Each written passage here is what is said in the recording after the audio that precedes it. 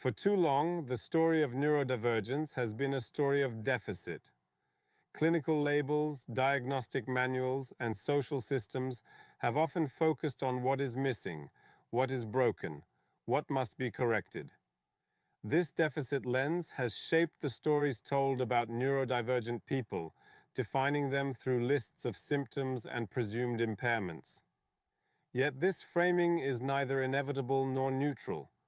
It is a product of how societies organize norms, enforce conformity, and value certain traits above others. A different view is emerging, one that recognizes neurodivergence not as a disorder, but as a form of human difference. In this framing, difference is neither a personal failure nor an excuse, but a meaningful variation that can enrich collective life. The traits that mark a person as neurodivergent, intense pattern recognition, nonlinear thinking, deep empathy, powerful focus, are not symptoms in the same way a bacterial infection is a symptom. They are expressions of a mind configured differently, meeting a world that may not know how to hold that difference. Shifting from symptoms to traits is more than a change in language. It is a change in worldview.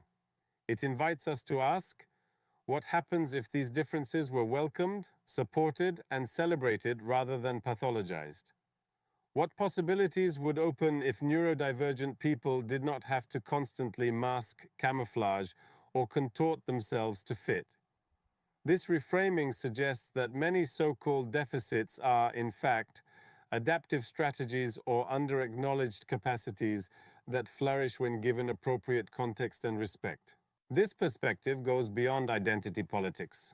Neurodivergence is not only about who you are, but about how you are positioned, relationally, socially, structurally. Divergent minds often collide with systems designed around uniformity, whether those systems are schools, workplaces, or social rituals. The mismatch is not only internal to the person, but woven into the fabric of environments and expectations.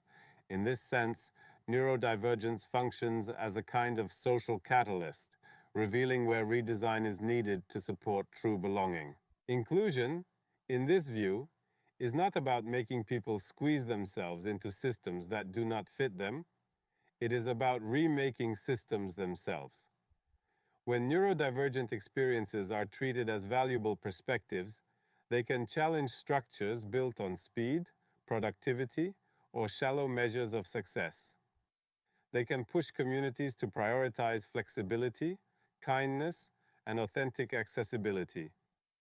They can seed innovations in education, employment, and public life that benefit everyone, not only those labeled divergent. Of course, there are critiques to consider. Some argue that a difference-based framing risks ignoring the very real challenges of severe disability or downplaying the role of medical supports that can help people thrive. These are important cautions. We cannot romanticize neurodivergence to the point of denying pain, suffering, or barriers that need addressing. A balanced view holds space for both, acknowledging the legitimacy of struggle while refusing to collapse a person's identity into a catalog of deficits. Seeing neurodivergence as difference also helps ground policy and practice. Instead of writing support plans that focus solely on fixing or treating traits, a difference-centered approach asks what accommodations, structural changes, and social supports would create safety and opportunity. It builds psychological safety, respects communication diversity, and fosters environments where people do not need to hide or shrink themselves. Language matters deeply in this work. Terms like difference, traits, and divergence shift the cultural conversation. They offer a new starting point, one that recognizes the profound variety of human minds and the conditions needed for those minds to thrive. If we can move beyond seeing neurodivergence as an error to be corrected, we can begin to see it as a source of generative possibility, a force that expands what it means to belong. In this way, the path from deficit to difference is not only a journey of the individual, but of society itself. It asks us to look again at who is included, who is excluded, and why. It asks us to see that diversity of mind is just as vital as diversity of culture, language, or background. And it calls us to build a world where difference is met with grace, curiosity, and deep respect.